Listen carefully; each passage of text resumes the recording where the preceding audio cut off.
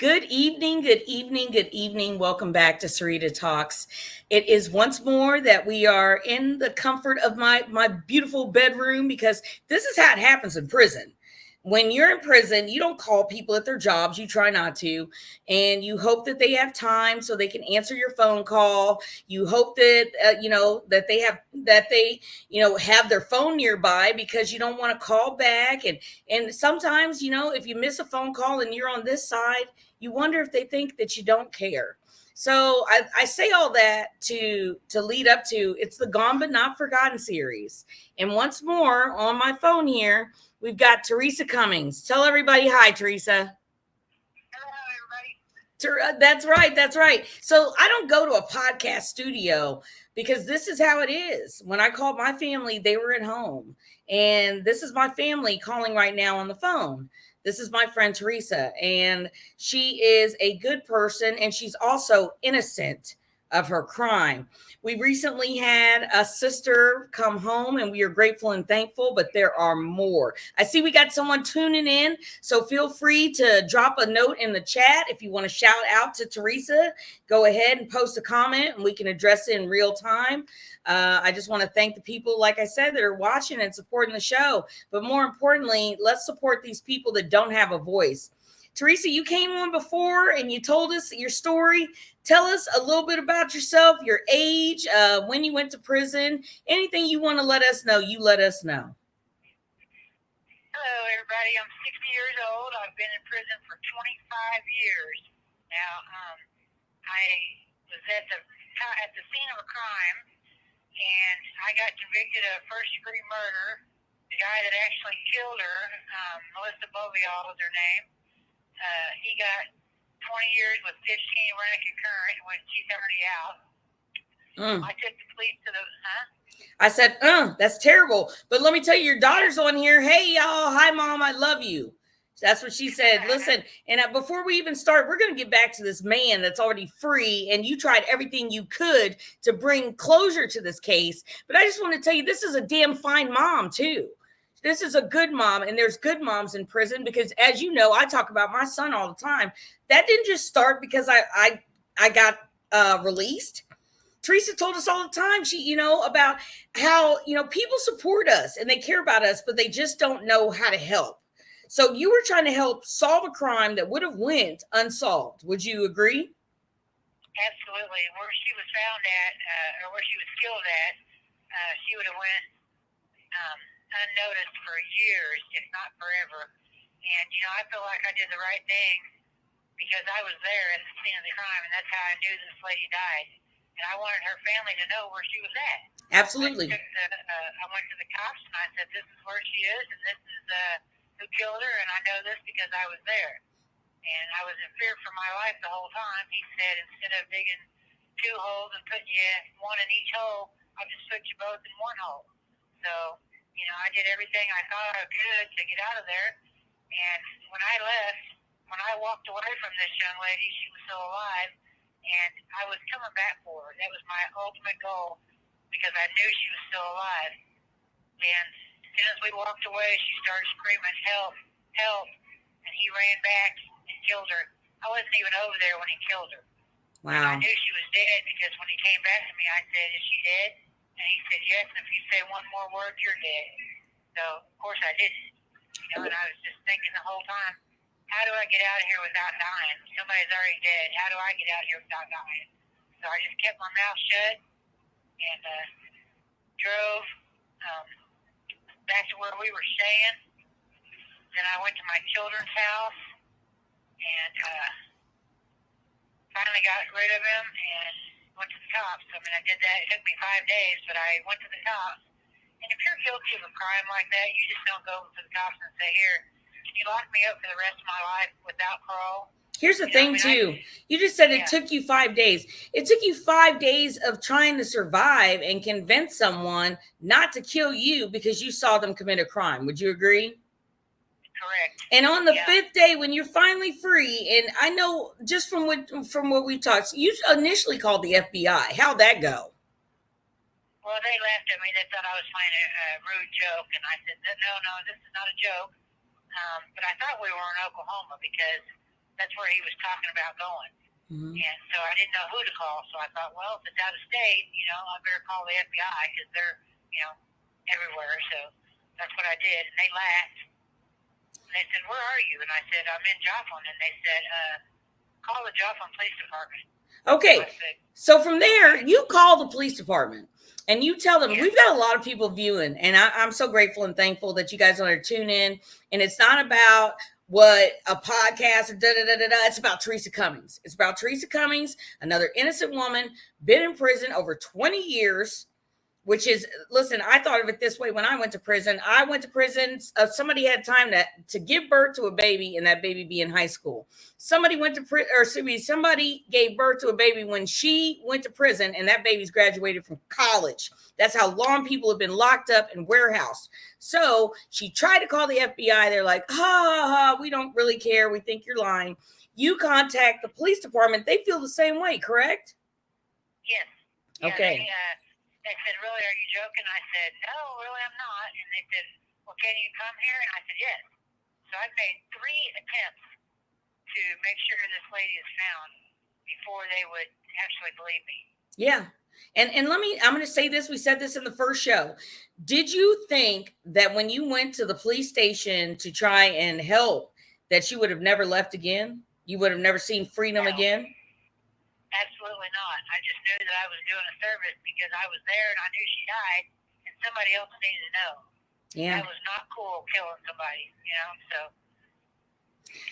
So you were really let down. Do you feel like you had a good attorney that tried? No, not at all. When you get a court-appointed attorney, they don't care. They're getting paid regardless. When they get you sentenced, they don't care. Has anyone ever reached out to you to try and spotlight your case or bring light on the fact that that the man that actually committed the crime is already free? Nope, not at all. Okay, so this all happened is it Bolivar? Yep, Bolivar. Well, it's Greenfield, Dade County. Yeah, I just want to thank you, Liana's Live. It says the system failed her, and you're damn straight. You know what I'm saying? Somebody just came on here and said the system failed you. The system is really a setup for failure. And I'm going to tell you, they do us women worse than they do the men. And I'll tell you why. Because there's more men that I hate to say it, that commit crimes. Only probably because of the ratios and a lot of times moms and things like that, or just, circumstances. There's just more of a population of men's prisoners. So therefore, when you get a woman and you can give her some big time like this, it's more advantageous for the judge to send her to a woman's prison to occupy that bed, because there's not as much money being made off of women until you get a Terressa Cummings. So since there's, 22 men's prisons, they can rotate faster and that guy can go home and, live his life. But Terressa's got to sit there because there's not as many beds to fill for women. And it's sad. And here's another thing, man, woman, or child, public pretenders, public defenders. Now, there are some out there that aren't jaded, that don't, let their caseload overwhelm them. But I feel like a lot of times that we're judged as, I was on drugs. I don't have any problem saying I was a drug addict. That didn't mean I wasn't a good person. That didn't mean I didn't have a good heart. That didn't mean that, I wanted to live that life. I had just fallen into drugs. And I feel like when they see a woman and they see a drug addict and they're like, who cares? We're throwaway people. How'd you feel? Expendable. That's what they think we are, expendable. Right. But, you touched on Sandy Hemming going home after 43 years. Amen. There are more Sandy Hemmings in this prison than you would imagine. Man, let me tell you, I would have never thought it. And, here's another thing I talked about today on another podcast, that we watch Dateline, NBC, or 2020, and you don't think that could be you.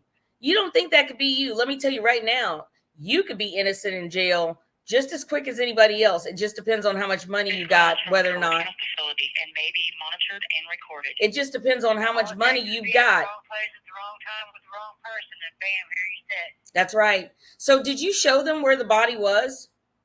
Yes, I took them there. Okay, and how long was it before they arrested the gentleman that actually committed the crime? They arrested him that night. Well, the next morning, they put us in a hotel room because they were investigating the crime. Wow. And I told them where they could find Ron, probably, because I didn't know for sure. Uh-huh. And they found him, and after he was under arrest, and they told me to come back to the police department the next morning, and I went back there, and then I was under arrest. Wow. Okay, so what did they arrest you for? That I killed him, and he helped me. Come on now. And you went in and just basically they thought you, I don't know why it would make any sense for you to commit this crime, go tell, and that doesn't make sense, but somehow. What was your defense attorney saying this whole time? He was just saying that I didn't commit the crime, and that, that Ronnie Johnson, because we had all these letters that he wrote me when I was in jail saying, make the state make their case. Don't say nothing. Plead the fifth.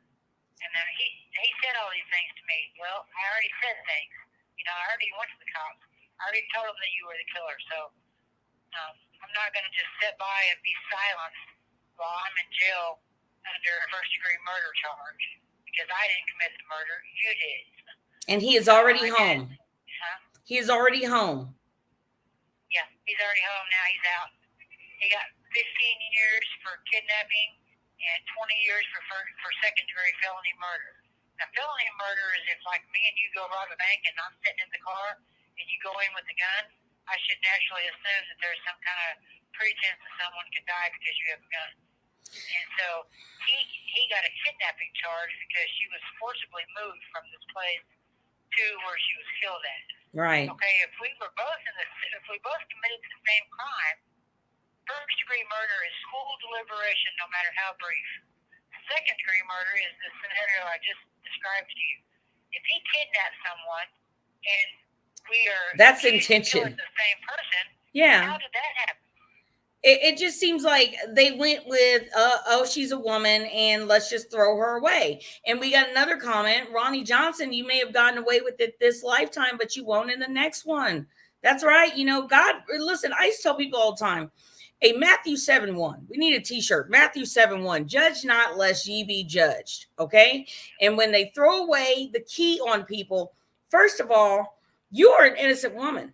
You did not commit this crime. You have been there over 20 years. That's ridiculous. There are people that have been there. Yeah, there's people that have been there 30 years. Why aren't we taking a second look at these cases? Why aren't we looking at the fact that there are people and an accessory that should have been changed a long time ago? Because I don't know what the next man is going to do. And like the Bible says, am I my brother's keeper? I don't know. I don't know what the next person's going to do. So in one moment, your life was changed forever. And you have kids, correct? Correct. I have 2 boys and 1 daughter. My daughter's in New York, and my boys, I have 1 boy in the UK, and the other one's in Bonterre. Yeah. So you had small children when this happened, right? How old was your oldest? My oldest one was 12. And how old was your youngest? 38. How old was your youngest? 11. Yeah, they're only 15 months apart, so. Oh, well, I'm going to tell you this right now. You've been done an injustice. So for the people that are watching, we have an attorney general here in Missouri who is not letting innocent people out. And no one's talking about Terressa Cummings. I try and say on this show as often as I possibly can, you are the constituent, the person that can pick up the phone and call a legislator, because it's easier than you would think it is. The people do answer. People do listen, and they want your vote. And right now, there's a lot going on with the House and the Senate in the state of Missouri. There's a lot of open seats. There's a lot of people that want to come back, or they want a chance. What can we do to help? I see you live. What you can do is call Andrew Bailey. Is that our attorney general?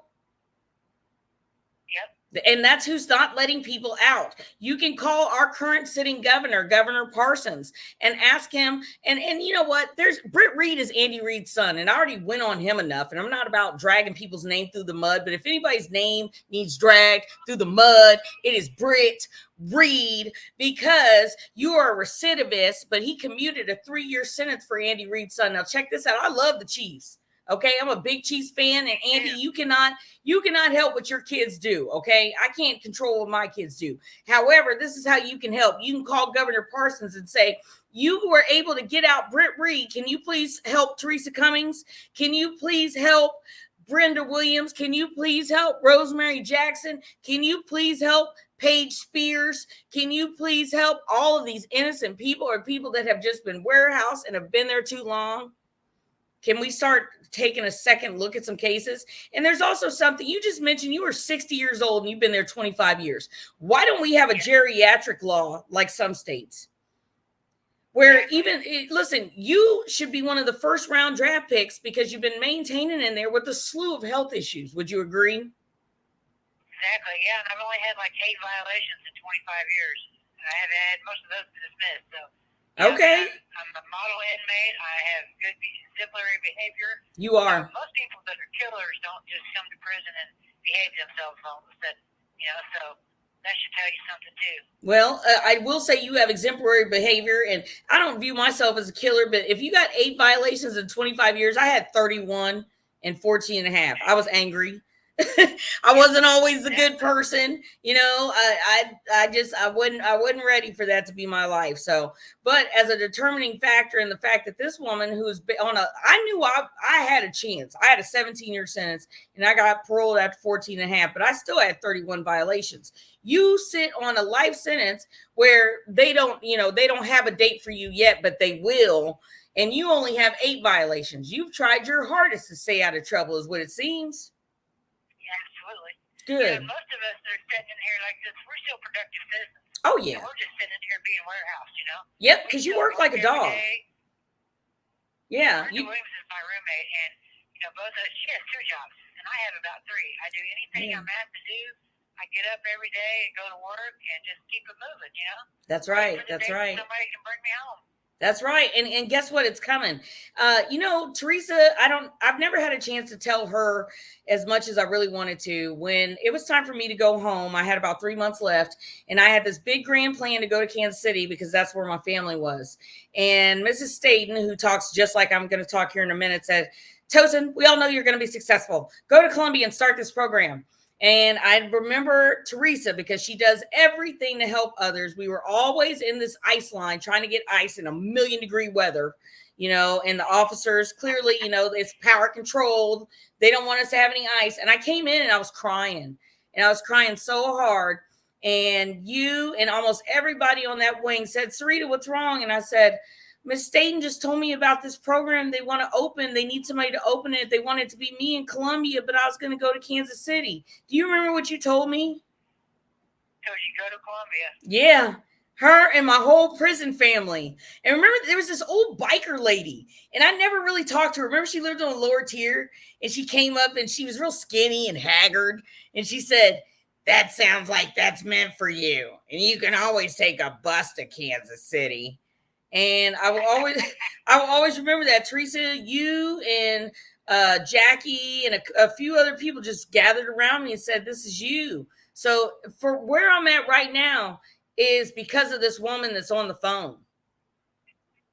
Where I'm at right now is because of this woman that's on the phone. You're a wonderful person. We appreciate you so much, Sharia, for getting out there and doing the right thing. And you're my Hail Mary because you're always there for me. You always answer the phone when I call. If you don't, I just call you right back. Yes, please do. This podcast is amazing. We get to get on here. We get to tell our story, and hopefully somebody out there, if you can just somebody hear us, please.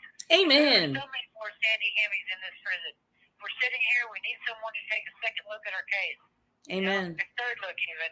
Yes. Second, third, fourth, fifth. All the records. That's right. And here's another thing, too. A lot of times they don't even care to keep all of our documentation. So her name is Terressa Cummings. Terressa Cummings is more than just a phone call. Terressa is a person. Terressa is somebody, let me tell you, that made a big impact on my life. And she's always thanking me. I tell her, don't thank me, thank God. It is a blessing in my life to be able to do these things. And I'm glad I paid attention to my prison family. I didn't even have a chance to call my own family, but they wanted me to go too. And it's moments like that you can't forget. you can't forget, it says who is above Parsons? Parsons is our governor. So hopefully, and here's what I'm saying, we got a mean Republican who can come in and maybe start some stuff, Mike Kehoe. So here's the thing, it doesn't matter whether you're a Republican, whether you're a Democrat, it's about relationships, and it's about getting things done. And this woman has been in prison too long. So when I say my prayers at night, I pray that he used me as a vessel to help listen, I spent a long time in prison, but not as long as you. And I feel like this, I can't. Mike Parsons was the sheriff in the county I was in, Polk County in Bolivar, Missouri, when I was in jail in 2001. And he even told me, he said, Miss Cummings, I don't think you're good for this. He came here and he recognized me. So if you recognize me, Mike Parsons, please let me out of prison. That's right. Please recognize the fact that I am not guilty. Look at my clemency again. Do something. Yes. Mike Parsons. Here's what I'm saying. Right now in the state of Missouri, there's no one above Mike Parsons. So if you got a line and you can make a phone call, you can do something, you can send an email. People don't think, here's the thing, your voice is bigger than you think. It's bigger than you think. One phone call is bigger than you think, because no one is calling for people because they think it's hard, and it's not. It's not. And they're going to listen to you because they want that relationship. They want people to think, if it's true that they got a good heart, or even if it isn't, make these people stand up and be accountable for Terressa Cummings. So that's what I want the audience to do. It really does. Her story speaks for itself. This woman went 3 times and tried to say, hey, I know of a murder that I need help. I know of a murder. I need help. So classic scenario, battered woman. Trust me, I know all about that. And the man, now he somehow gets a 15-year sentence, and you were afraid for your life. Terressa, yeah. I just love you. And like I say every time, keep your head up, keep God first. But listen, oh my gosh, spread it around. Someone said they made 10 clips of this, and with my permission, don't you worry about it. Get this word out. She's going to spread it on TikTok and LinkedIn. I'm going to make some clips of it. Here's the thing. Spread it around. Let's get Terressa's name out there. Terressa Cummings, Brenda Williams, Rosemary Jackson, Sandra Merritt, Danita Pendleton. Listen, I'm trying to get Danita Pendleton on this show. We call her Dan because let me tell you this. I've heard ever since I came to prison, she was not good for this case. So let me tell you, only because my ears were to the street and I was currently in the situation where I was able to meet these people and know that, hey, this ain't right. This ain't right. So Terressa, we've been yapping on here for about 32 minutes. You know what? There's been tons of people who got on here. Thank you so much for listening.